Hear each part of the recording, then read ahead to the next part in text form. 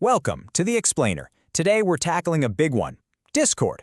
If you've ever wanted to really get what it's all about, well, you're in the right place. Let's break it down.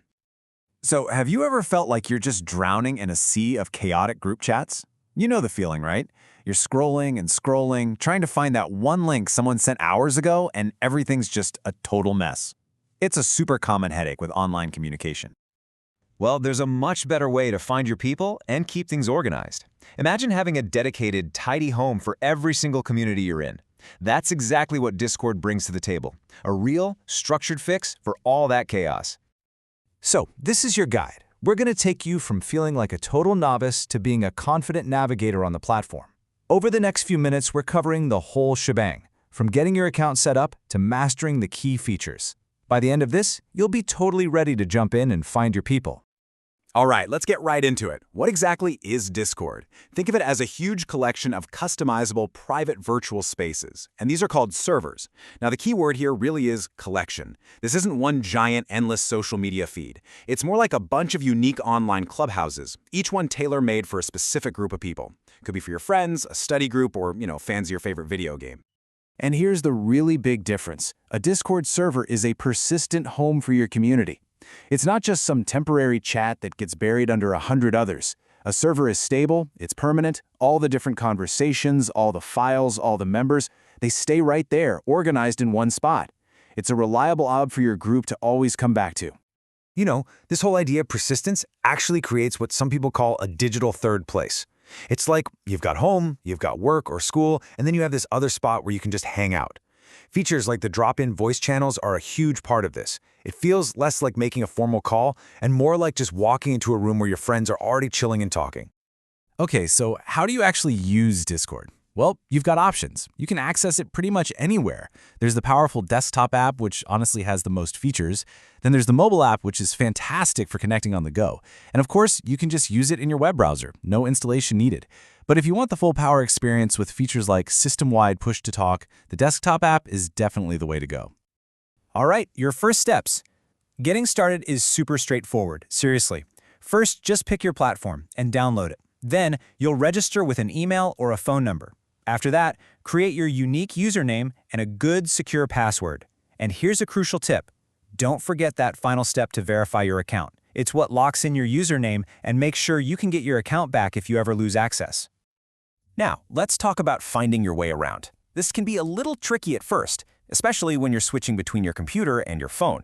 The desktop layout is all about showing you a ton of information at once, while the mobile app uses these neat little tabs at the bottom. So we put this together to solve that confusion. It shows you exactly where to find the important stuff, like your settings or your direct messages, on both versions. That way you'll never feel lost. Okay, let's move on to what I think is the heart of Discord's real-time connection, the voice channel.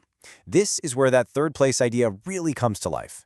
These aren't like phone calls. Think of them as persistent audio rooms. You literally just click to pop in, chat for a bit, and then pop out whenever you want. There's no dialing, no ringing, no waiting for someone to answer. It's just easy.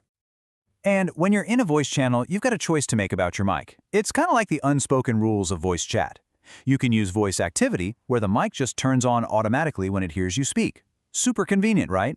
But it can also pick up your keyboard clacking. The other option is push to talk. With this, your mic is only on when you're holding down a specific key.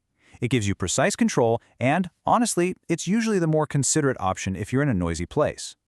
Of course, it's not all about voice chat. Your text messages can be pretty powerful too. Discord has this really cool, simple formatting system called Markdown built right in. It lets you easily add a little bit of flair and structure to your messages. And it's super easy to use. For instance, if you want something to be bold, just wrap it in a couple of asterisks. Want to underline something? Use 2 underscores. It's just a really quick way to make sure your key points don't get lost in the chat. And here's a feature that is an absolute game changer for any group that talks about movies, TV shows, or video games: spoiler tags. All you do is put 2 of those vertical bar characters on each side of your text, and boom, it hides the message. People have to actually click on it to reveal what you wrote. It's perfect for keeping those big plot twists a secret. All right, let's zoom back out to the big picture here. What is a server? Well, servers are the absolute core of Discord. They're the main building blocks. Each server is its own little invite-only home for a community. And inside, it's broken down into text and voice channels for different topics. So you might have a hashtag general channel for random chit-chat and a hashtag gaming channel to talk strategy. So how do you get into one of these servers? The most common way is with an invite link. But you can also go exploring. There's a server discovery feature. Just look for the little compass icon. You can browse thousands of public communities based on pretty much any interest you can imagine. And they even have this cool lurker mode that lets you check out a server's public channels before you even commit to joining. So when you put it all together, Discord is so much more than just a chat app. It's really a powerful tool that lets you build and manage your own communities. It gives you the power to kind of curate your own online social life. Whether you're joining a huge public server for a hobby you love or creating a tiny private one for just your best friends, you are completely in control. And there you have it. We've gone through the essentials to get you well on your way from novice to navigator. Your community is out there, waiting. The platform is all yours to explore, but the real adventure, well, that starts now. So the only question left is, what will you build?